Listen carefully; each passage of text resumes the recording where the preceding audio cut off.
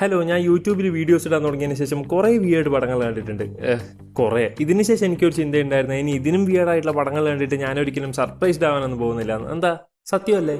അങ്ങനെ അതും പറഞ്ഞുകൊണ്ട് ഞാൻ എപ്പോഴും ഉള്ള പോലെ തന്നെ പോയിട്ടൊരു പടം കണ്ടു. അതാണ് തീസ്മാർ ഖാൻ. ആൻഡ് ഈ തീസ്മാർ ഖാൻ്റെ ഓപ്പണിംഗ് സീൻ കണ്ടപ്പോൾ തന്നെ എനിക്ക് മനസ്സിലായി ഐ ആം കുക്ക്ഡ്. അതായത് ഇത്രയും ഊളയും വിയേർഡും ആയിട്ടുള്ള ഒരു ഓപ്പണിംഗ് സീൻ ഞാൻ എൻ്റെ ജീവിതത്തിൽ കണ്ടിട്ടില്ല. അതായത് ഈ പടം തുടങ്ങുന്ന ഓപ്പണിംഗ് സീനിൽ തന്നെ ഇതിന് ഐറ്റം ഡാൻസ്. അതിനെന്താ, ഐറ്റം ഡാൻസ് ഒക്കെ എല്ലാ ഹിന്ദി സിനിമേൻ്റെ സ്റ്റാർട്ടിങ്ങിലുള്ളതല്ലേ? ഇതാണ് ഇത്ര വിയേർഡ്. അല്ലേ ഈ സോങ്സിൽ വരുന്ന വുമൻസ് ഒക്കെ മെർമെയ്ഡ്സും അതിശയന്മാരൊക്കെയാ. ഓ, അതൊന്നും വലിയ വിയേർഡൊന്നും ഇല്ലടേ, ഒന്ന് പോടേ. അത് മാത്രമല്ല, അക്ഷയ് കുമാറാണ് ഇവരുടെ കൂടെ ഒക്കെ ഡാൻസ് കളിക്കുന്നത്. പിന്നെ അക്ഷയ് കുമാറിന്റെ പടത്തിൽ പുള്ളിയല്ലാതെ നീ പോയി കളിക്കോടാ.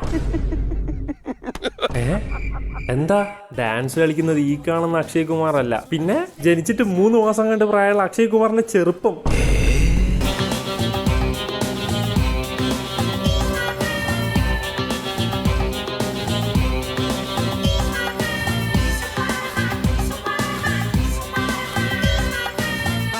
അപ്പോൾ welcome ladies and gentleman, let's watch Tees Maar Khan. ഈ സിനിമ തുടങ്ങുന്നത് തന്നെ കുറച്ച് റിയലിസ്റ്റിക് ആയിട്ടുള്ള കള്ളന്മാരെ കാണിച്ചുകൊണ്ടാണ്. ഫസ്റ്റ് തന്നെ നത്തിങ് ഫോൺ 3A ഇതിൽ ലൈറ്റ് കത്തും.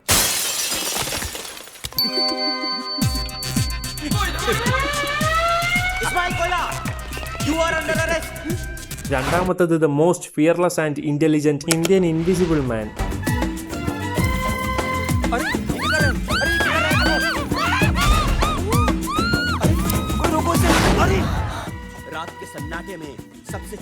അല്ല, ആക്ച്വലി ഇത് ഇൻവിസിബിൾ ആയിട്ട് വന്നിട്ട് തന്നെ കട്ടാ പോരെ. ഓക്കെ, അതൊക്കെ വിട്. അങ്ങനെ എന്തായാലും ഇപ്പോൾ സ്റ്റോറിയിലേക്ക് വരികയാണെങ്കിൽ, ഇന്ത്യയിൽ നിന്ന് ഒരു സ്ഥലത്ത് നിന്ന് മറ്റൊരു സ്ഥലത്തേക്ക് ട്രെയിൻ വഴി മില്യൺസ് ഓഫ് ഡോളേഴ്സിന്റെ ആക്രി അല്ല, അതിനൊരു പേരുണ്ടായിരുന്നല്ലോ. കഴിഞ്ഞ വീഡിയോയിൽ ആക്രി ഡാൻസും വിചാരിച്ചുകൊണ്ടിരിക്കുകയല്ലേ. അല്ല, അതായത് ഞാൻ പറഞ്ഞു വന്നത്, ഇപ്പൊ ഇന്ത്യയിൽ നിന്ന് ഒരു സ്ഥലത്ത് നിന്ന് മറ്റൊരു സ്ഥലത്തേക്ക് ട്രെയിൻ വഴി മില്യൺസ് ഓഫ് ഡോളേഴ്സിന്റെ ആന്റീക്സ് മാറ്റിക്കൊണ്ടിരിക്കുകയാണ്. സോ ഇതുകൊണ്ട് തന്നെ ഇന്ത്യയിലുള്ള മെയിൻ കള്ളന്മാരെയൊക്കെ പോലീസ് ഇങ്ങനെ പിടിച്ചുകൊണ്ടിരിക്കുകയാണ്. പവൻ നത്തിങ്ങിനെയൊക്കെ കോമഡി പറഞ്ഞാ പിടിച്ചേ. ഷീഹൾക്കാണ് ലോകത്തിലെ ഏറ്റവും best super hero.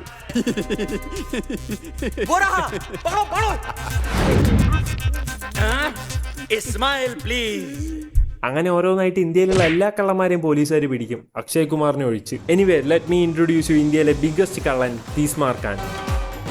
By the way, ഈ കാണുന്നത് ടൂറിസ്റ്റ് ബസ്സാണെന്ന് വിചാരിച്ചെങ്കിൽ നിങ്ങൾക്ക് തെറ്റി. ഇത് പ്ലെയിൻ ആണത്രേ. അയ്യോ, തീർന്നിട്ടില്ല, പ്ലെയിനിൽ നിന്ന് ഡാൻസ് ഒക്കെ ഉണ്ട്.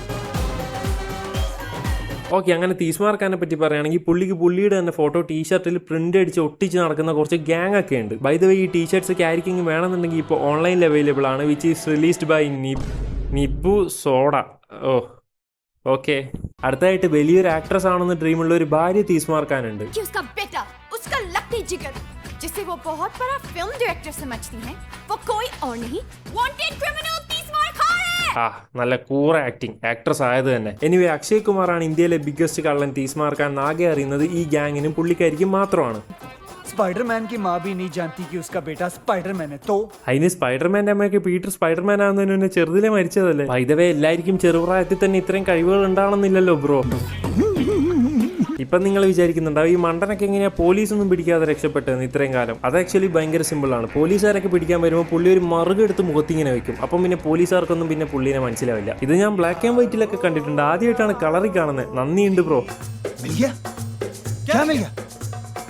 तुम्हारे माल निकालने का प्लान. वेरी गुड, हमें तुमसे यही उम्मीद थी. क्या है प्लान? ഓക്കെ, ഞാൻ പറഞ്ഞുതരാം. നമ്മൾ നേരത്തെ പറഞ്ഞ മില്യൺസ് ഓഫ് ഡോളേഴ്സിന്റെ ആന്റീക്സ് ആയിട്ട് പോകുന്ന ട്രെയിൻ ഒരു വില്ലേജിന്റെ അടുത്തുകൂടിയാണ് പോകുന്നത്. അപ്പൊ ഇങ്ങനത്തെ പ്ലാൻ എന്താ വെച്ചാൽ, ആ ഗ്രാമത്തിൽ ഒരു ഇന്ത്യ വേഴ്സസ് ബ്രിട്ടീഷ് പടെടുക്കാൻ പോകുന്ന ഡയറക്ടർ ആണെന്ന് പറഞ്ഞ ആ ഗ്രാമവാസികളൊക്കെ തെറ്റിദ്ധരിപ്പിച്ചിട്ട് ഇതൊരു സിനിമ ഷൂട്ടിംഗ് സീനാണെന്ന് പറഞ്ഞ് ഈ ഗ്രാമവാസികളെ കൊണ്ട് തന്നെ ട്രെയിൻ നിർത്തിച്ചിട്ട് അതിലുള്ള ആന്റീക്സ് ഒക്കെ കൂടെ ഇങ്ങനത്തെ വണ്ടിയിലേക്ക് കയറ്റുക എന്നുള്ളതാണ്. നല്ല കിടു പ്ലാൻ. സോ എന്തൊക്കെ പറഞ്ഞാൽ ഇത് സിനിമയാണ് എടുക്കുന്നുള്ളത് ഈ ഗ്രാമത്തിലെ ആൾക്കാരേക്ക് വിശ്വസിപ്പിക്കണമല്ലോ. അതിന് വേണ്ടിയിട്ട് ഇന്ത്യയിലെ തന്നെ ഒരു മെയിൻ നടനെ ഈ സിനിമയിൽ അഭിനയിപ്പിക്കണം എന്ന് അക്ഷയ് കുമാറിന് ഒരു ആഗ്രഹം ഉണ്ടായിരുന്നു. അങ്ങനെ നമ്മുടെ അക്ഷയ് കുമാർ ഇന്ത്യയിലെ one of the biggest super സ്റ്റാറായ ആദിഷ് കപൂറിനെ കാണാൻ വേണ്ടി പോകും. ആദിഷ് കപൂറിന്റെ ഏറ്റവും വലിയ ഡ്രീം എന്നൊക്കെ പറയുന്നത് പുള്ളിക്ക് ഒരു ഓസ്കാർ കിട്ടണം എന്നുള്ളതൊക്കെയാണ്.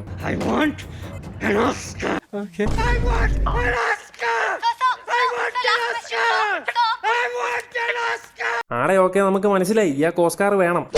ഓക്കെ, അങ്ങനെ ഹോളിവുഡിൽ ഒരു ഓസ്കാർ ഡയറക്ടർ ആണെന്നൊക്കെ പറഞ്ഞിട്ട് നമ്മുടെ അക്ഷയ് കുമാർ ആദിഷ് കപൂറിനെ പോയിട്ട് കാണും. ആൻഡ് ഓസ്കാർ എന്ന് കേട്ടപ്പോൾ തന്നെ പുള്ളി ഹാപ്പിയാവും. ഓക്കെ, കാര്യങ്ങളൊക്കെ അങ്ങനെ സെറ്റായി. ഇനി പ്രത്യേകിച്ചൊന്നും ഫസ്റ്റ് ഹാഫിൽ നടക്കാനില്ല എന്ന് നമ്മൾ വിചാരിച്ചുകൊണ്ടിരുന്ന സമയത്താണ് അത് സംഭവിച്ചത്.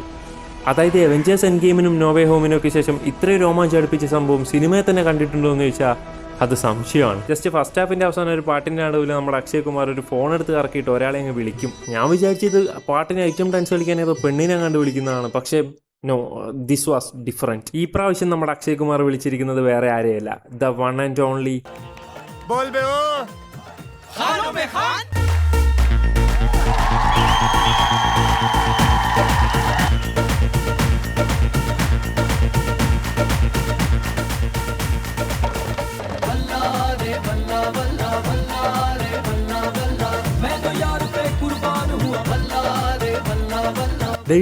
അത് അക്ഷയ് കുമാറിന്റെ ഭാര്യയല്ലേ?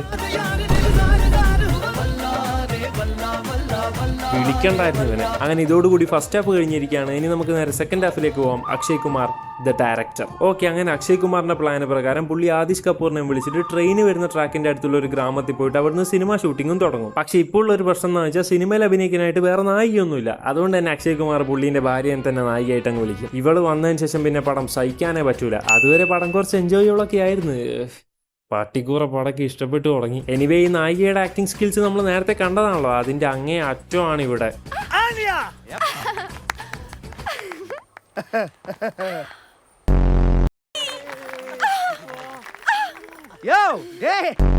ഓ, ഈ ക്യൂട്ട്നെസ് തീർന്നില്ലേ? ഇതൊക്കെ സ്ക്രിപ്റ്റിലുള്ള തന്നെയാണാടെ. അങ്ങനെ എന്തായാലും അവസാനം ഗ്രാമത്തിന്റെ അടുത്തൂടെ ട്രെയിൻ വരുന്ന ദിവസവും ആൻഡ് നമ്മുടെ അക്ഷയ് കുമാർ പുള്ളിയുടെ പ്ലാൻ സ്റ്റാർട്ട് ചെയ്യാനും തുടങ്ങും. സോ പ്ലാന് പ്രകാരം അക്ഷയ് കുമാർ ഇത് സിനിമ ഷൂട്ടിങ്ങിൽ ഒരു ബ്രിട്ടീഷുകാരുടെ ട്രെയിനാന്ന് പറഞ്ഞ് നാട്ടുകാരേക്ക് തെറ്റിദ്ധരിപ്പിച്ചിട്ട് ആ ട്രെയിനിലുള്ള ആന്റീക്സ് ഒക്കെ കൂടെ എടുത്തിട്ട് അക്ഷയ് കുമാറിന്റെ വണ്ടിയിലേക്ക് കയറ്റിപ്പിക്കും. പക്ഷേ ഈ ബ്രില്യൻ പ്ലാൻ ലൈറ്റ് ആയിട്ടൊന്ന് പോലീസ് വെക്കും. എന്നിട്ട് അക്ഷയ് കുമാറിനെ പിടിച്ചിട്ട് കോർട്ടിൽ ഹാജറിയും. എനിക്ക് അപ്പോഴേ അറിയായിരുന്നു ഇതൊരു കൂറ പ്ലാനാണ്. പക്ഷേ സിനിമ ഷൂട്ടിങ്ങിനിടക്ക് അക്ഷയ് കുമാർ ഈ ഗ്രാമത്തിലെ കുറച്ച് കുട്ടികളൊക്കെ രക്ഷിച്ചിട്ടുണ്ട് അത്രേ. അതുകൊണ്ട് തന്നെ കോർട്ടിൽ ഈ ഗ്രാമവാസികളൊക്കെ പോയിട്ട് പറയും, ये मुजरिम नहीं हो सकते। हमेशा बना चाहे। मेरा बेटा भले ही क्रिमिनल है। കുഞ്ഞി കണ്ണുകളാ. स्टाइलन चिरिए। അങ്ങനെ എന്തായാലും ഇതൊക്കെ കേട്ട് ഭ്രാന്തായ നമ്മുടെ ജഡ്ജ് പുള്ളിക്ക് ഒരു 70 വർഷത്തെ ശിക്ഷ അങ്ങ് കൊടുക്കും.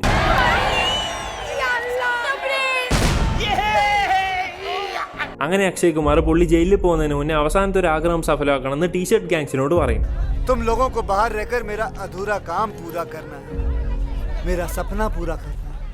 बस क्या बस, अब आपकी आलिया के हरामी साला। ഡേ, പുള്ളി ഉദ്ദേശിച്ചാവുന്നല്ല, പുള്ളിയുടെ സിനിമയൊന്ന് തീർത്തു കൊടുക്കണമെന്നാ. യെസ്, ആൾക്കാരെയൊക്കെ പറ്റിച്ച് ട്രെയിനിലെ ട്രഷർ എടുക്കാൻ വേണ്ടി ഷൂട്ട് ചെയ്ത സിനിമയാണെങ്കിലും പുള്ളിക്ക് ആ സിനിമ തീർക്കണമെന്ന് ഭയങ്കര ആഗ്രഹം ഉണ്ടാവും.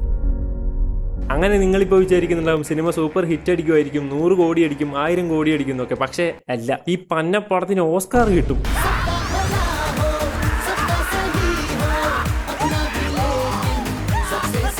അല്ല, ബൈ ദ വേ, ആ ഓസ്കാർ കിട്ടിയ പടം ഒന്ന് കാണിച്ചേ.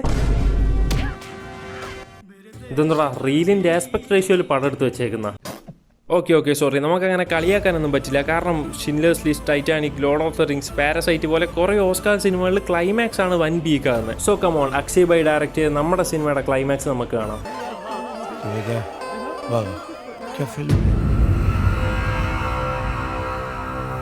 ഓക്കെ, കാടിന്റെ ഇടയിൽ ബക്കറ്റുമായിട്ട്